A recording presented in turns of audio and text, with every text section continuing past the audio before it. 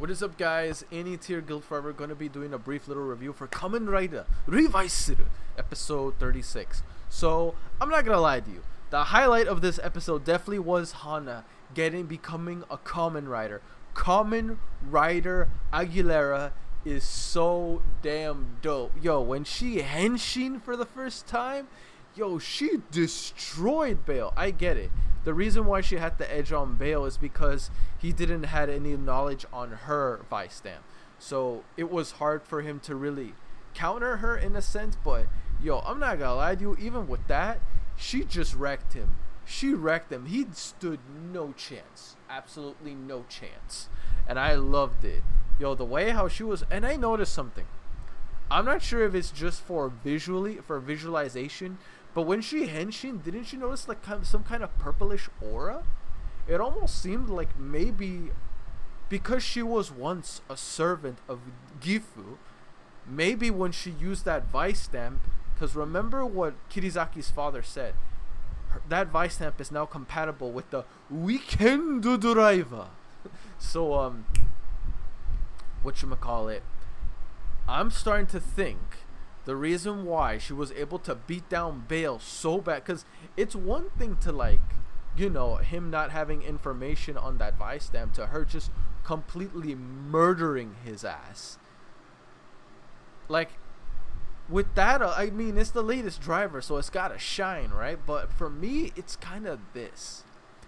I think that driver mixed with that Vice stamp allowed her to gain access to her Gifu powers, or however Akemi said what they were looking for in order to take down the threats. I think because she was a servant of Gifu formerly, that's what allowed her to be able to use that power and gain the edge against Bale. Again, I'm not 100% certain, it's just a theory of mine. I also say that because when she henshin, I noticed some purplish aura. Now, again, I don't know if that meant anything or if that's just for visuals. Either way, it looked epic. Bale got wrecked. He is still stalking like my boy Genta, even though, like, bro, I'm already seeing how you treated him in freaking Kamen Rider Bale series. You needs to go, bro. You is a toxic, sick, manipulative son of a gun. And heck no. I just can't wait in the spin-off series when Ginta's gonna ditch this freaks you know what.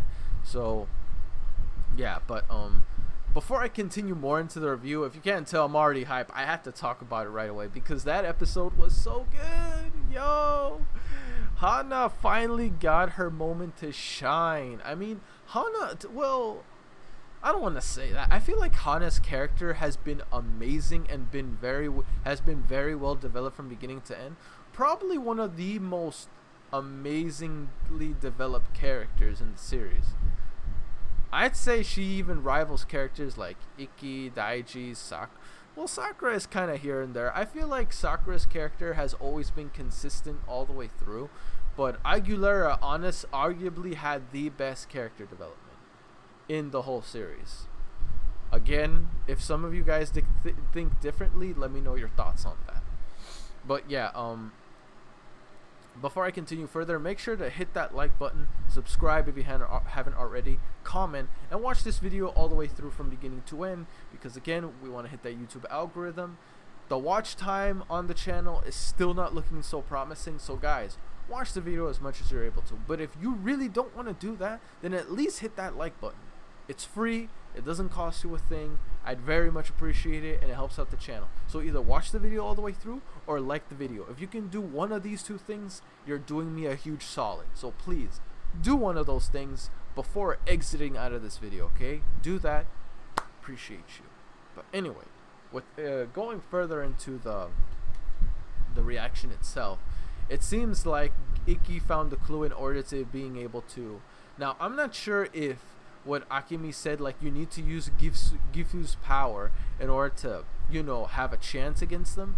Now, I'm not sure if that's going to help Ikki separate Akemi from her being fused with Gifu, or if that's only gonna help them fight and have a winning chance against them, regardless whether it separates Akemi or not. I'm not entirely sure. Hopefully it does separate her, because Ikki is very dedicated. As always, our usual busybody, gotta get involved and try to save as many lives as possible. That's just Ikki's character. He's meant to be the morally driven character of the group. Granted, majority of the characters are, but he's like, I mean, he's the main character. What can I say? But apparently Kirizaki is going to be upgrading the driver. I'm expecting a new form from Ikki in the next episode, or maybe the episode after that, because if you can't tell, Ikki's been getting his butt whooped a lot. Hell, I'm saying that you should see Daiji. That man is taking L's left and right. He can, is it me, or is Daiji just completely jumped? Like, Daiji is just out. He's like getting handled here. It's like he goes in, does his best, fights as much as he can with what he has at his disposal, and bam, he just gets wrecked. Like it feels like at the end of every episode recently, he's just getting wrecked. Episode after episode after episode. Can my man get a break? Okay, Aguilera got her moment to shine. We love it. No one's gonna complain about that. But still, Daiji needs to shine. Daiji definitely needs to shine. But I feel like Ikki's is gonna be first, then Daiji. That, or maybe because demons are becoming more prominent lately, we could get another Kagero involvement. Maybe Kagero might come back.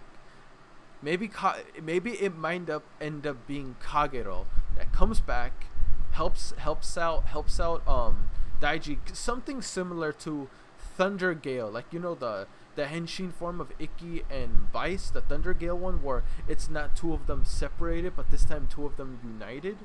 Maybe Daiji might get Kagero to come back, and they're either united or they're separate. I feel like united makes more sense. That way it's more like Ikki's Henshin form. I'm not entirely sure. I feel like it could be something like that, because at this rate, Daiji's gonna get killed. He needs a new form. This is already obvious at this point. He needs a new form. And I feel like Kagero is going to be the one to come in and save him. I really hope it is, because Kagero was honestly, for the most part, Kagero was seen as this really bad dude. We get it. It is what it is. He's a demon. But at the end of the day, he did what he could to help out Daiji.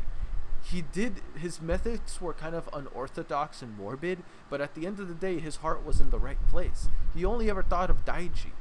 In a way, him and Vice aren't that much different, except Vice likes to do things more subtly, versus Kagero, he just wants to whoop your ass before the message gets across.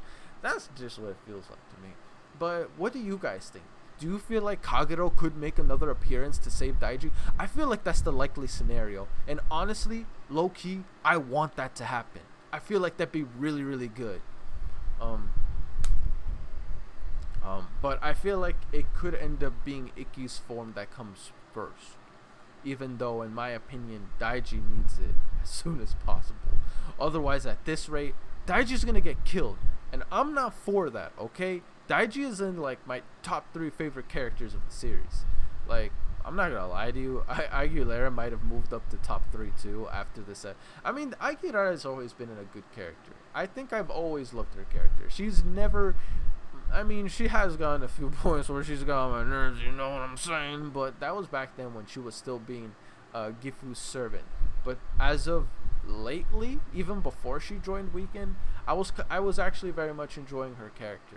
I'm glad she didn't die, though. I know some people are like, well, she lived all her life doing this and that. Look, I get it. I hear you. I know exactly what you're saying.